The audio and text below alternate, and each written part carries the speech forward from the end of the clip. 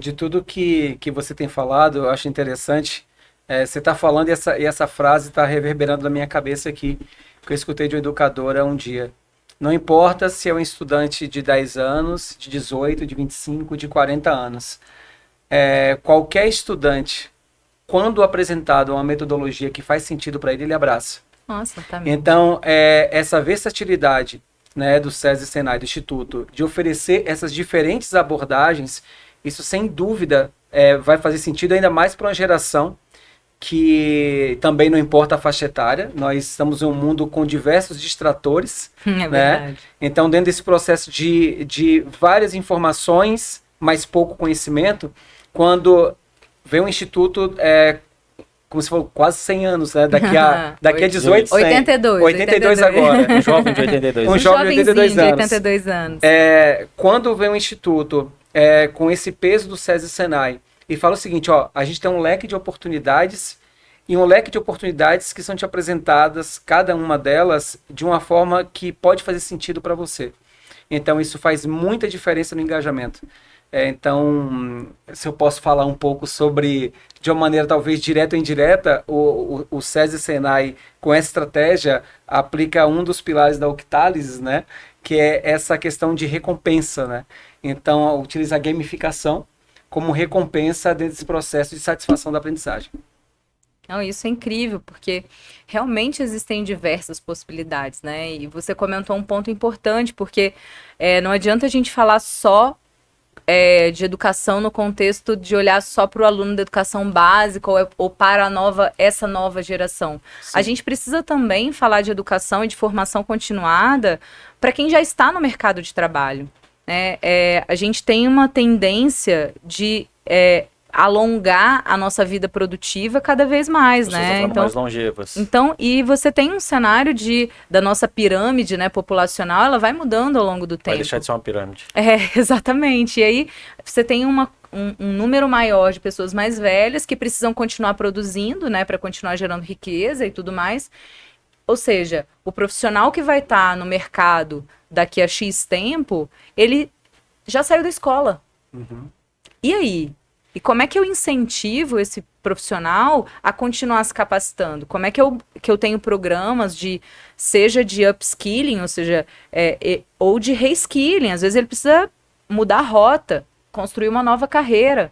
Então, essa abordagem de entender o que é demanda, pode ser demanda para mim hoje. Eu sou física de formação, né? Imagina. Eu trabalho com inovação, fui trabalhar no Senai com educação básica, né? Construí ali uma jornada dentro de sala de aula, vivi e experimentei diversas formas de fazer que eu olho para trás e falei, meu Deus, eu era essa professora, caramba, práticas que hoje em dia eu falo, cara, nada a ver, né? Assim, podia ter sido mais inovadora lá atrás, mas a gente às vezes não tem conhecimento para isso, né?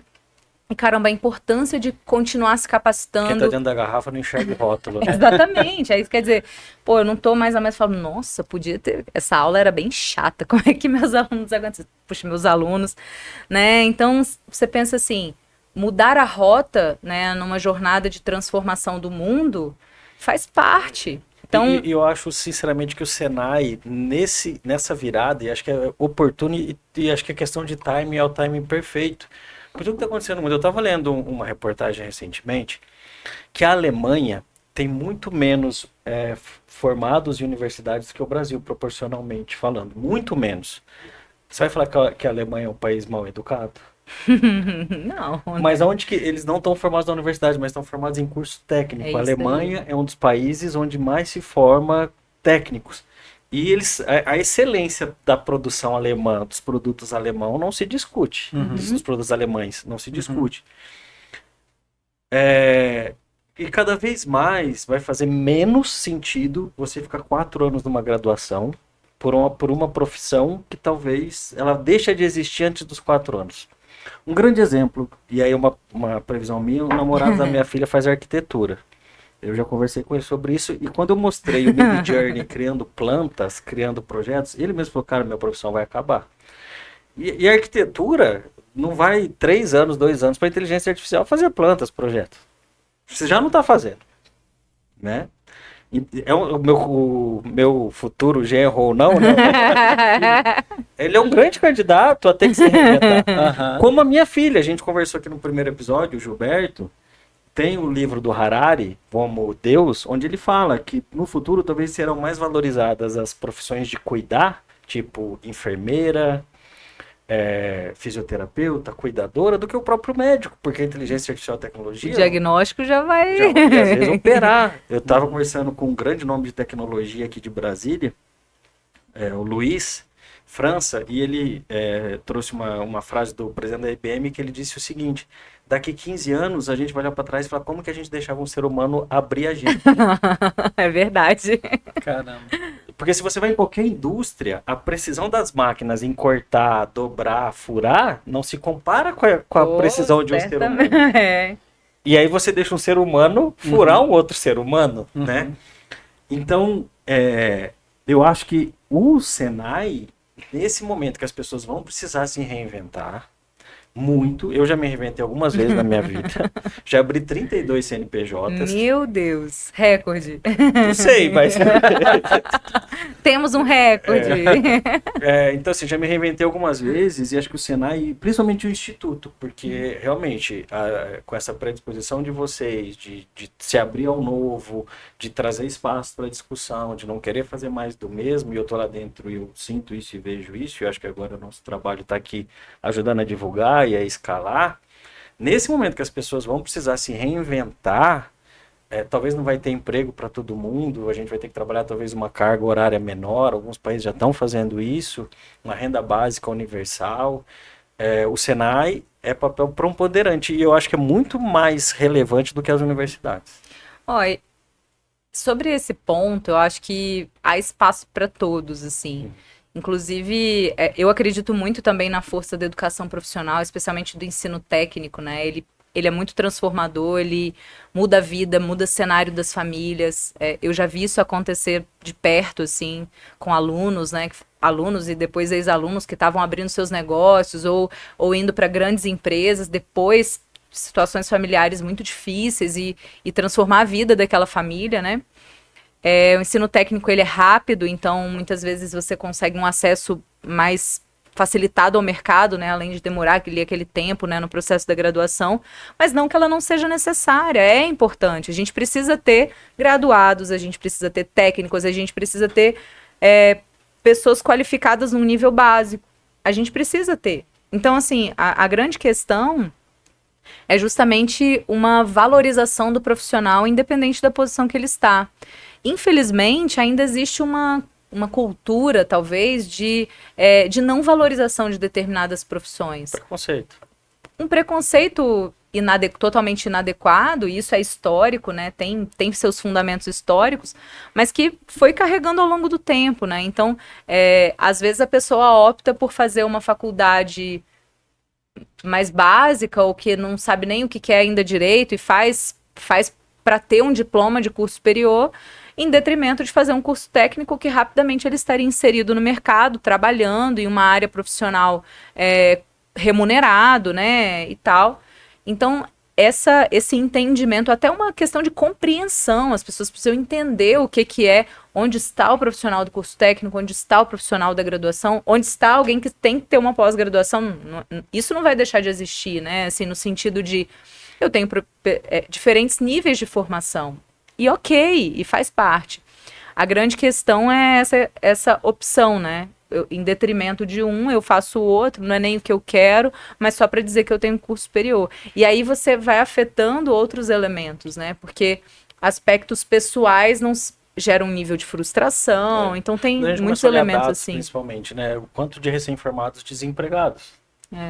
30%, 20%. Então, assim, a faculdade às vezes não está fazendo o que seria esperado. Não, mas eu acho que é até uma questão de revisitar mesmo, entender o que é o propósito daquilo, buscar perfis cada vez mais atualizados. Por mais que a gente seja uma rede muito grande, sabe, olhando para a Senai, especialmente para a educação profissional, nem se o Senai trabalhar num operação full, a gente aqui, sangue nos olhos, trabalhando muito, nem assim a gente vai ser capaz de suprir uma carência de mão de obra que existe no mercado, né? A gente está ouvindo o setor de tecnologia, por exemplo, que há tempos atrás falava de De um... repente pode surgir uma startup lá no Ó, instituto vai né? que consegue escala, né? Queremos escala aí.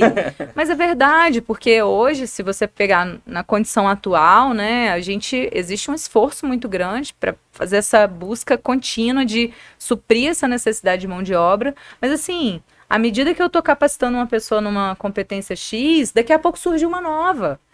Então, assim, eu ouvi de uma pessoa de dentro de uma empresa, grande empresa, dizendo o seguinte: eu tenho um ciclo de atualização profissional que quando eu estou terminando de atualizar um grupo, eu já tenho que começar tudo de novo, porque já surgiu algo novo. Sim. E eu não posso parar essa galera, Por isso né? que eu tava me referindo aqui, que talvez eu não expliquei bem, porque assim, para você criar um curso de faculdade, só para criar o curso ele demora alguns anos. Muito, E muito. para criar um curso técnico é muito mais rápido. Olha, eu vou te falar que também demora. Especialmente os cursos técnicos que também são regulados, né? Assim, tudo que tem uma base legal, que tem diretrizes a serem seguidas, você precisa ali ter um time, tem toda uma metodologia a seguir. Então, atualizar de forma mais rápida também é uma necessidade, é um dos nossos desafios, né? Estratégias para a gente conseguir atualizar as nossas formações de forma mais rápida. Porque não é só atualizar o descritivo do curso. Não. Ah, por exemplo, surgiu uma nova linguagem de programação. Beleza, vou escrever isso lá no programa da formação da área de TI. Não é só isso. Eu tenho que preparar material didático, eu tenho que treinar os professores, eu tenho que atualizar as pessoas que vão trabalhar naquela temática, eu tenho que preparar laboratório, eu tenho que adquirir sistemas. Então, são N fatores. Estou dando o exemplo da área de tecnologia, mas quando você replica isso, desdobra isso, por exemplo, para uma área de mecânica, surgiu um novo tipo de equipamento, uma área de química, onde você tem novos processos para formar determinado componente. Então, na formação técnica, né, que exige ali uma vivência prática, questões, estrutura laboratorial, esses movimentos, eles são realmente movimentos complexos. Mas eu ainda insisto, né? Ainda assim, a gente tem que ter a capacidade de se atualizar de forma mais rápida. Ainda assim, a gente precisa ter a capacidade de treinar as pessoas de uma maneira muito otimizada e muito ágil, sem perder a essência, sem perder a visão daquela pessoa enquanto profissional e com a sua carreira, com a sua jornada. Cada um tem a sua carreira, né? Então, eu vou fazer um curso aqui, mas daqui a pouco eu vou fazer um aperfeiçoamento que me direciona um pouquinho para outra área, daqui a pouco eu vou vou ver vários mini cursos que vão me direcionar para esse tema. Então, essa busca contínua por aprendizado, ela é algo que a gente também precisa incentivar. E isso também faz parte de um aspecto que a gente, dentro do próprio Senai, a gente também incentiva, né? A gente também precisa inovar. A gente sabe que a nossa empresa também precisa inovar. O Instituto tem esse papel. A gente quer fortalecer esse movimento de inovar o nosso próprio negócio. E todas as empresas precisam ter esse olhar. Gente, inovação, quem não inova, morreu. Né? Morreu, talvez não morreu agora, mas daqui a pouco tá fadado a... Já entrou com a papelada. Já entrou com a papelada. Então, eu vejo dessa forma, entendeu? Eu acho que é um movimento de precisamos inovar. E a educação, gente, estamos no caminho. Tem muita inovação já acontecendo na educação.